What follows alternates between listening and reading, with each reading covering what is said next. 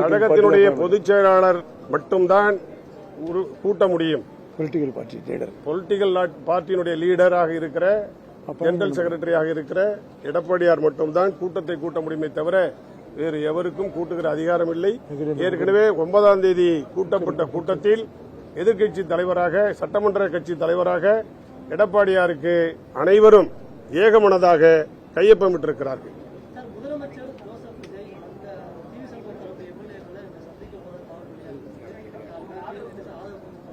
அதெல்லாம் எங்களுக்கு தெரியாது. தூய்மையான ஆட்சியை நடத்துவோம் என்று சொல்லுகிற தாவேகா தலைவர் இதுபோன்ற நடவடிக்கைகளை எடுப்பார் என்று நாங்கள் நம்பவில்லை.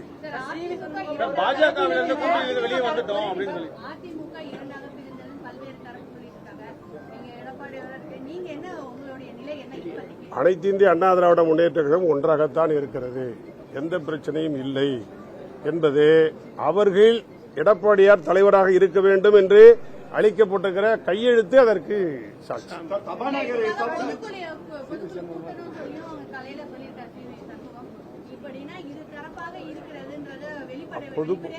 பொதுக்குழு என்பது வேறு, இன்றைக்கு இருக்கிற சட்டமன்ற நடவடிக்கைகளுக்கான பிரச்சனை என்பது பாஜக கூட்டணியிலிருந்து நாங்க இப்ப வெளியே வந்துட்டோம், இப்ப எந்த கூட்டணியிலும் நாங்க இல்ல அப்படின்னு சொல்லிட்டு சிவி சண்முகம் காலையில் சொல்லியிருக்காரு. சொல்லுகிற அதிகாரம் பொதுச்செயலாளருக்கு மட்டுமே, முடிவெடுக்கிற அதிகாரம் பொதுச்செயலாளருக்கு மட்டுமே. அதுதான் எங்களுடைய கட்சியினுடைய பைலா. ஆளுக்காலு எல்லாம் ஒவ்வொருவரும் சொல்ல முடியாது.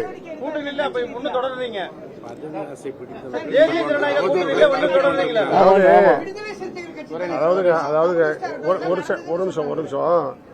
அதாவது மந்திரியாக வேண்டும், பொறுப்பை கைப்பற்ற வேண்டும், அதிகார பதவிக்கு செல்ல வேண்டும் என்கிற ஆசை அவர் அந்த மாதிரி பேச வைக்கிறதே தவிர புரட்சித் தலைவர் எம்ஜிஆருடைய கட்சியை, புரட்சித் தலைவர் அம்மா அவர்கள் வளர்த்தெடுத்த கட்சியை எடப்பாடியார் அவர்களால் இன்றைக்கு சிறப்பாக நடத்தப்பட்டு வருகிற இந்த இயக்கத்தை தொண்டர்களுடைய எண்ணத்தோடு, நிர்வாகிகளுடைய எண்ணத்தோடு பொதுச் செயலாளர் எடப்பாடியார் அவர்கள் முடிவெடுக்கிறார்கள், வழிநடத்துகிறார்கள்.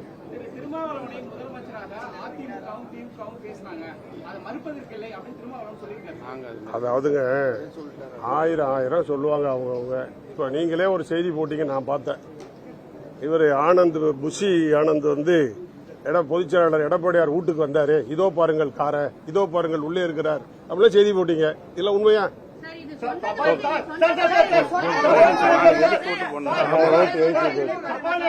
உள்ள வந்து சபாநாயகர் வாழ்த்து பேசும்போது எடப்பாடி அவர்கள் பேசி மறுநாள் எஸ்பி வேலுமணி அவர்கள் பேச அனுமதித்தாங்க. அதை பத்தி எதாவது கேட்டீங்களா? ரெண்டு பேர் கட்சிக்கு வந்து 2 பேர் பேசியிருக்காங்களே. அதாவது இல்ல அனைத்து இந்திய அண்ணா திராவிட முன்னேற்ற கழகத்தின் சார்பில் என்று சபாநாயகர் சொல்லியிருப்பார் என்றால் நாங்கள் அதை எதிர்த்திருப்போம். ஒரு உறுப்பினர் என்கிற முறையில் அவர் கேட்டார். அதே போல அவரும் எந்த ஒரு கட்சியினுடைய பெயரையும் சொல்லாமல் தன் வேலுமணி என்கிற முறையில் தான் அவர் பேசினார். நாளைக்கு கொறடா சொல்லுவார். நாளை நடைபெற இருக்கின்ற நம்பிக்கை கோரும் தீர்மானத்தின் மீது அனைத்திந்திய அண்ணா திராவிட முன்னேற்ற கழகத்தினுடைய பொதுச் செயலாளர் மரியாதைக்குரிய அருமையண்ணன் மாண்புமிகு எடப்பாடி பழனிசாமியுடைய ஆணையின் அடிப்படையில் நாளைய தினம் நடைபெறுகின்ற நம்பிக்கை கோரும் தீர்மானத்திற்கு எதிராக அனைத்திந்திய அண்ணா திராவிட முன்னேற்ற கழகம் வாக்களிக்கும் என்பதை பொதுச் செயலாளர் முடிவு செய்திருக்கிறார்.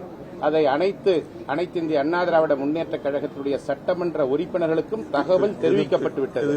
எதிர்த்து வாக்களிக்க வேண்டும். நம்பிக்கை கோரும் தீர்மானத்தின் மீது அனைத்திந்திய அண்ணா திராவிட முன்னேற்ற கழகம் எதிர்த்து வாக்களிக்கும்.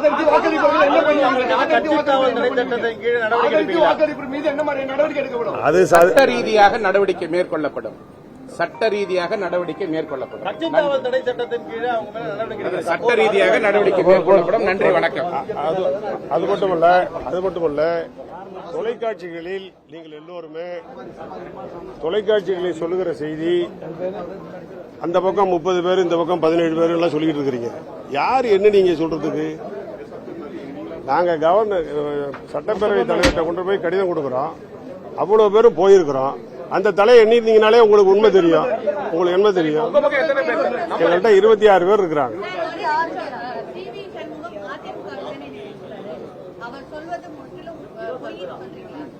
முழுக்க முழுக்க தவறானது. அவங்க தரப்புல எடப்பாடி பழனிசாமி அவர்கள் தலைமையில் 15 பேர் தான் இருக்கிறாங்க. எங்கள் தலைமையில் நான் சொல்லலை.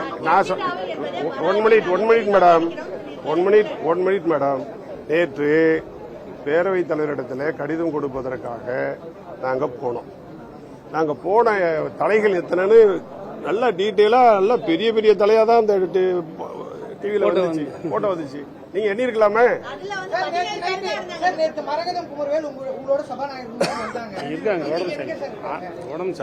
அதாவதுங்க